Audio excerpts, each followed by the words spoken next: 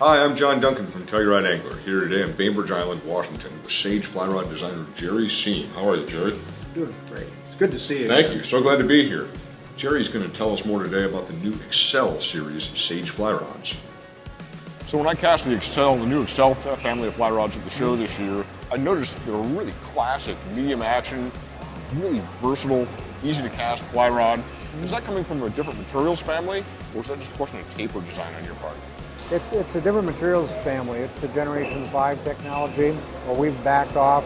It's a step just south of the kinetic fly rod technology that we use. It's essentially the same fibers, but a little different layup in construction. So it's classic tapers, classic materials, it's classic Sage fly rod. A medium action fly rod, for my money, has always been one of the most comfortable fishing templed rods. Sure. So modern graphite materials are actually more dense and can be rolled more densely, and presumably with higher quality and greater consistency in the finished blank than the fiberglass that you worked with 30 years ago. That's right. Fiberglass materials, like you put an old boat together, you notice fiberglass materials come as a woven material. So between the weaves of the fibers, you would have air pockets. And you could only put so much pressure on them in various ways to try to drive those air pockets out to make the laminate as consistent, as tight as possible. And glass would stretch a little bit, it'd give and stretch. It has different properties. Graphite doesn't want to stretch. It's definitely a lot stiffer.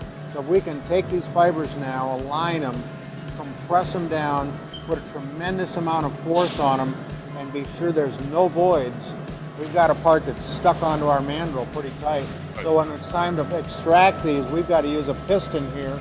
It's going to pop this mandrel out real slow, and what it leaves is a tube, a hollow tube. Mandrel's removed, really consistent, really dense. We've got our resin system and our fibers so tightly bundled together. We've got a very high frequency, a very, very strong part. It makes a beautiful fly rod.